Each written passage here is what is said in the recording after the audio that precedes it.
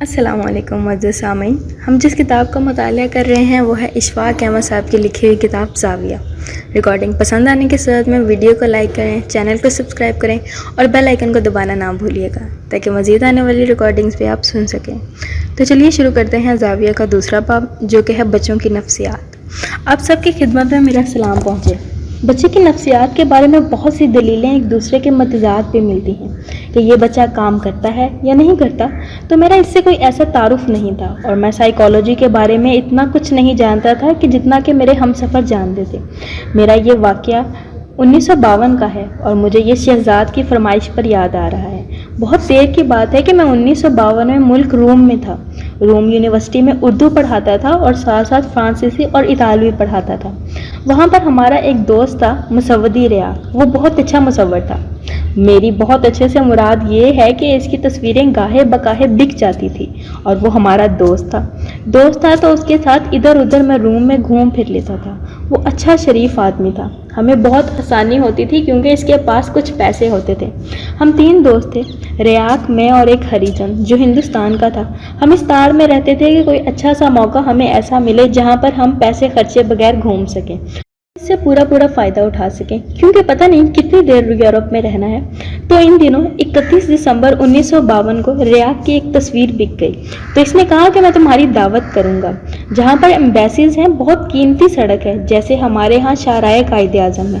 اس restaurant میں جس کا نام علی بابا اور 40 چور تھا، بہت بڑا ریسٹورنٹ تھا، ایک بیسمنٹ میں۔ ریسٹورنٹ میں بڑے خوبصورت 40 مرتبان تھے، ستونوں کی جگہ بنے ہوئے، اور ان کے اوپر چھت اٹھائی ہوئی تھی۔ ان کے اندر آرکیسٹرا بڑا خوبصورت بجتا تھا۔ ہماری خوش قسمتی تھی کہ وہاں عام طور پر ایکٹر لوگ زیادہ جاتے تھے، عام آدمی کی اتنی پہنچ نہیں تھی کہ وہاں پہنچا جا سکے، مگر ہمارا یہ جو اینتھنی کوئن تھا، اس کو وہاں آنے کا بہت شوق تھا۔ اینتھنی کوئن کی ایک بڑی عجیب و غریب عادت یہ تھی کہ عورتوں جیسا مزاج تھا اس کا، ہر وقت اپنے ساتھ ایک شیشہ رکھتا، 2 منٹ بعد نکال کر تھوڑی لپسٹک لگاتا تھا، اتنا نازک مزاج اور یوں کر کے بال۔ اینتھنی کوئن سے ہم بہت متاثر تھے، وہاں کے لوگ بھی متاثر تھے، پھر ان سے وہاں ملنا ہوا۔ انہی دنوں ہمارے مشرقی پاکستان کے ربیع الدین وہاں پر فلم ڈائریکشن کی کچھ تعلیم لینے آ گئے۔ ہماری ایوننگ کلاسز ہوتی تھی، میں انہوں نے کہا کہ 6 مہینے کا کورس ہے، اس میں آپ کو پتہ چلے گا کہ ڈرامہ کیسے لکھا جاتا ہے، لائٹنگ کیسے کی جاتی ہے۔ ہمارے جو استاد تھے، پرنسپل تھے، ریکٹر تھے، وہ تھے وکٹوریا ڈیسکا۔ ان کی ایک بہت مشہور بائسیکل تھی، لیکن ہم ڈیسکا صاحب سے نہ تو ڈرتے تھے کیونکہ ان کا مزاج اچھا نہ تھا، اور نہ ہی ان سے اتنے زیادہ متاثر تھے جتنے ان ایکٹروں سے جن کا کہ پینترا اور طرح کا تھا۔ تو ایک دفعہ انہوں نے ہم سے کلاس میں پوچھا کہ بھائی بتاؤ کہ سب سے زیادہ مشکل رول کون سا ہے جو ایکٹر کر سکتا ہے۔ مجھے بات یاد آ گئی، ہم سب نے ہاتھ کھڑے کیے۔ تقریباً لڑکے لڑکیوں کا مشترکہ جواب تھا کہ ہینچ بیک آف نوٹر ڈیم بہت مشکل رول ہے۔ تو استاد محترم نے فرمایا کہ دنیا میں سب سے زیادہ آسان رول یہی ہے، کیونکہ ٹوٹی ہوئی ناک، گندی شکل، بدنصیب آدمی اور ساری ہمدردیاں اس کے ساتھ تھی، وہ رول تو کوئی بھی آدمی کر سکتا ہے، وہ تو سب سے آسان رول ہے۔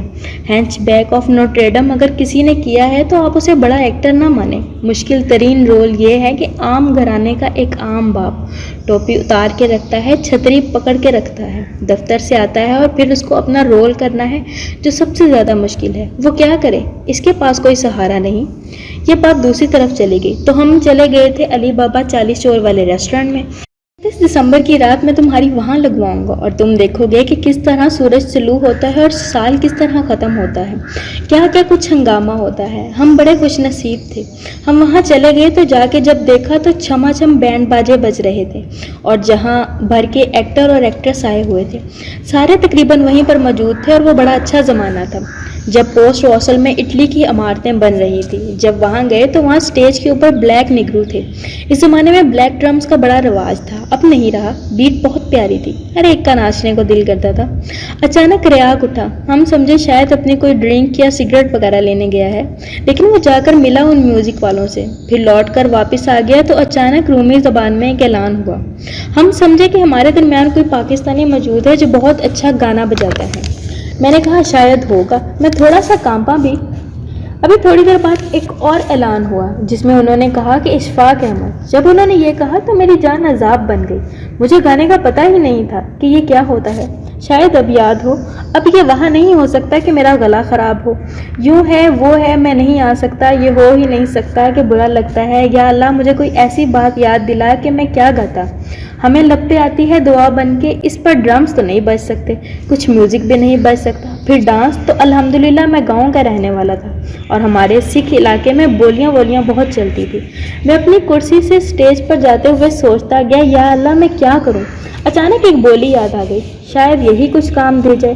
اسٹیج پر پہنچ گیا تو اسٹیج فیئر ختم ہو گیا۔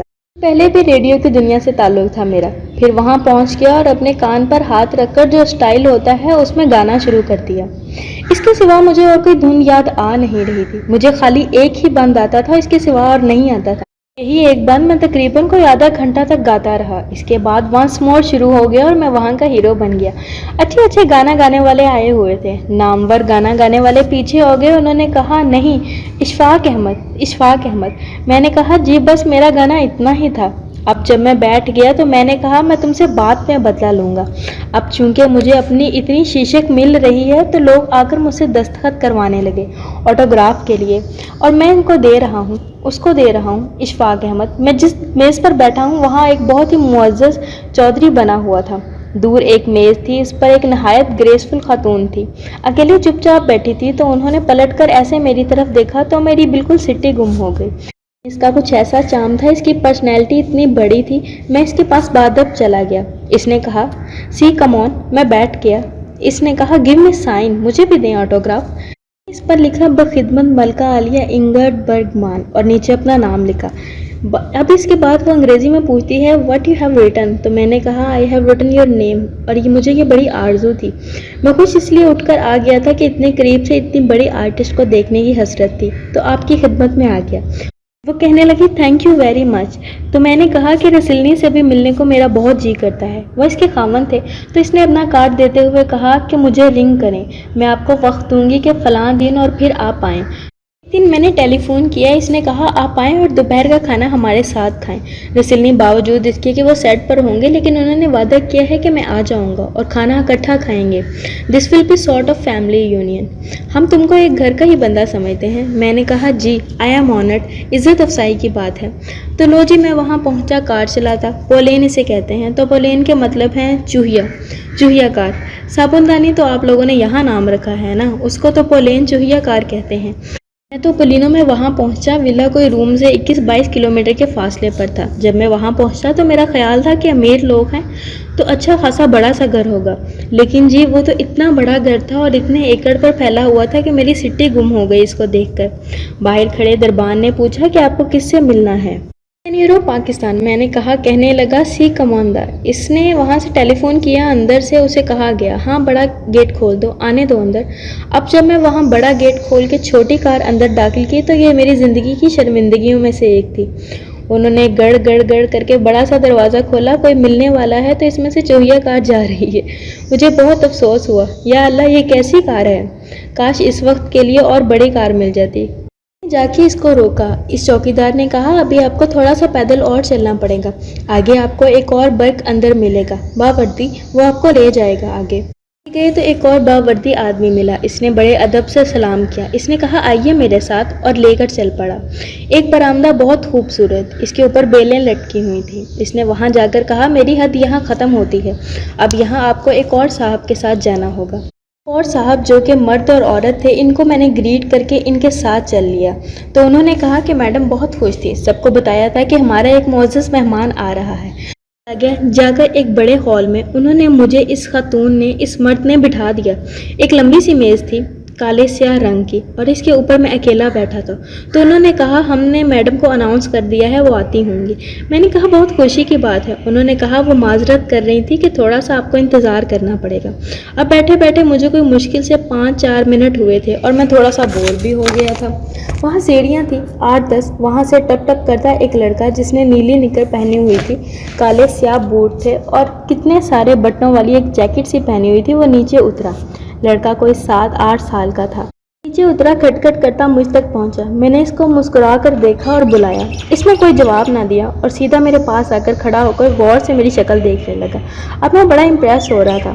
میں نے اس کو کہا how are you, you belong to a rich class, اس نے میری بات کا کوئی جواب نہ دیا۔ پھر اس نے کوہنی رکھ کر میز کے اوپر جہاں میں تھا ایسے میری شکل دیکھی۔ اب ایک آدمی کا چہرہ اتنا قریب ہوا اور اس اینگل پر ہو بڑی پریشانی کا باعث بنتا ہے۔ اس زمانے میں نے تھوڑی تھوڑی مونچھیں رکھی ہوئی تھی۔ آرٹسٹ تھا ڈالی، وہ اپنی مونچھوں کو موم لگا کے ذرا اونچی رکھتا تھا۔ میں نے بھی ڈالی کے فیشن میں مونچھیں اوپر کی تھی، تو جب اس نے چہرہ قریب کیا اور وہ میرے بہت نزدیک آ گیا، سیدھا کھڑے ہو کر اس نے میری ایک مونچھ کو پکڑا اور زور سے کھینچا۔ میرا ہونٹ سارا اوپر کو کھنچ گیا اور دوسرے ہاتھ سے اس نے تڑاک سے ایک چماٹا دیا میرے، اتنا زور کا کہ میرا یہ سارا ہونٹ نیچے گر گیا۔ میں کیا کر سکتا تھا؟ اتنے میں ایک ملازم آ گیا اور مجھے آ کر کہنے لگا یہ رسلنی کا بڑا بیٹا ہے اور میڈم کا بڑا لاڈلا بچہ ہے۔ میں نے کہا ہاں ماشاءاللہ بہت پیارا ہے۔ تھپڑ مار کے زور سے وہ بھاگ گیا کہیں کھیلنے، پتہ نہیں کہاں چلا گیا۔ میں نے کہا یا اللہ، جتنی خوشی خوشی میں آیا تھا اور جتنا میرا دبدبا تھا، جو کچھ میں نے سنا تھا، یہ کیا ہوا میرے ساتھ؟ خیر رنج تو ہوا، آج تک ہے، یہ ہو کیا گیا میرے ساتھ؟ وہ چلا گیا اور میں بیٹھا رہا۔ اتنے میں میڈم آ گئی اور معذرت کرنے لگی۔ مجھے کچھ کام تھا، میں نے ابھی رسلنی کو فون کیا ہے، اس نے کہا ہے کہ میرا آخری شاٹ رہ گیا ہے، آئی ہوپ بالکل ٹھیک ہو جائے گا، جب تک ہم بیٹھ کر باتیں کریں گے۔ کہنے لگی would you like out side? میں نے کہا نہیں، اندر ہی ٹھیک ہے، اندر میری کافی مرمت ہو چکی ہے، میں دوبارہ باہر جا کر پھر کسی کے سامنے پیش ہوں گا۔ تو بیٹھ کر باتیں کرنے لگی۔ پاکستان کے بارے میں اس کو اتنا معلوم تھا کہ چھوٹا سا ملک ہے، 2-2.5 سال کا، ابھی بنا ہے۔ میں نے کہا ہاں ابھی بنا ہے، اس کے بارے میں کچھ تفصیلات پوچھتی رہی۔ اس نے کھانے کا پوچھا تو میں نے کہا آپ کے شوہر آ جائیں گے، ان کے ساتھ کھا لیں گے۔ پھر وہ معذرت کر کے چلی گئی۔ اس کا ایک ٹیلی فون آ گیا، میڈم کو ٹیلی فون بہت آتے تھے، تو اب میں بہت کانشیس ہو کر بیٹھا ہوا تھا، یا اللہ وہ ظالم کا بچہ پھر نہ آ جائے۔ ایک ڈرا ہوا ہوتا ہے نا آدمی کہ ایک گھوم رہا ہے آفت کا پر کالا۔ بعد میں یہ پتا چلا کہ رسلنی نے کہا ہے آپ کھانا کھائیں، میں آپ کو جوائن نہیں کر سکوں گا کیونکہ میں ڈیلے ہو گیا ہوں۔ شاٹ تیار نہیں ہوا تو میں اشفاق احمد سے ضرور ملوں گا، یہ بات طے ہے۔ پھر اس نے کہا وڈ یو لائک؟ میں نے کہا جیسے ٹھیک ہے۔ وہ ڈونگے لے کر آنے لگے۔ ان کے ملازم باوردی دستانے پہنے ہوئے چیزیں لا رہے تھے اور میری جان پر بنی ہوئی تھی کہ وہ چھری کانٹے سے کھا رہے تھے۔ مجھے آج تک سمجھ نہیں آئی کہ کھانا کیسے کھانا ہے۔ کبھی وہ آلو میرے آگے بھاگتا رہتا ہے، پکڑا نہیں جاتا، نہیں آتا تو میں ڈرا ہوا ہوں۔ ایسی جگہ پر خاص طور پر بندے کو بڑی پریشانی کا سامنا کرنا پڑتا ہے۔ چیزیں آ گئی، اتنے میں وہ جو چھوٹا آفت کا پر کالا تھا، اس کی بجائے پر ایک اور نکل آیا، 4 سال کا چھوٹا سا پر کالا۔ میڈم نے کہا یہ میرا چھوٹا بچہ ہے، ان کے 2 بیٹے تھے، تو میں نے کہا ہیلو ہائے ویری کیوٹ جیسے کہتے ہیں۔ تو وہ چھوٹا آ گیا، اس نے کرسی میری طرف ڈالی اور میرے قریب بیٹھ گیا، میرے چہرے کو غور سے دیکھتا رہا کہ یہ کیا چیز ہے عجیب و غریب سی، کیسے کپڑے پہنے ہوئے ہیں، کس قسم کا آدمی ہے۔ باوجود اس کے کہ دونوں بچے بہت اچھی اٹیلین بولتے تھے، میں بھی ٹھیک ٹھاک بولتا تھا۔ باتیں ہم کرتے رہے، جب کھانا لگ گیا بڑے تلائی اور زرعی برتنوں میں تو ہم نے شوربہ ڈال لیا، جو آغاز کرنے والا شوربہ ہوتا ہے۔ تو وہ جو چھوٹا بچہ تھا، دوسرا بڑا ادھر بیٹھا تھا، دوسرا ابھی آ گیا، کھانا تو کھانا تھا ساتھ۔ تو چھوٹے نے کیا کیا، وہ دہی کا ایک پیالہ اس کو لے کر میرے شوربے میں ڈال دیا اور چمچ لے کر اس میں ہلا دیا اور اپنی کچھ چیزیں کھانے لگا۔ تو میں نے کہا کوئی بات نہیں، شوربے میں دہی پڑا ہے، اس میں کیا خرابی ہو سکتی ہے۔ تو میں نے ایک آدھ چمچ لیا تو میڈم نے کہا آئی ایم ویری سوری، بچے نے مس بیہیو کیا آپ کے ساتھ، ہم بچوں کو ٹوکتے نہیں ہیں، منع کیا جائے تو ان کی شخصیت پر بہت برا اثر پڑتا ہے۔ یہ نئی تحقیق آئی ہے، ہمارے سارے لوگ یورپ کی اس تحقیق پر چل رہے ہیں، ہمارے جیسے پڑھے لکھے والدین اس معاملے میں بہت محتاط ہیں، ہم بچوں کو کچھ نہیں کہتے۔ سے کہا کہ یہ پلیٹ اٹھا دو، اس کی جگہ اس نے نئی لا کر رکھ دی، تو میں نے شوربہ ڈالا تو اس کے بڑے بیٹے نے کیچپ کی ساری بوٹل پلیٹ کے اندر انڈیل دی۔ تو میں نے کہا میں کھاتا نہیں ہوں، میں ذرا سی چکن اور آلو گول سے کٹے ہوئے تھے وہ لے لیتا ہوں، اور ڈال دیے۔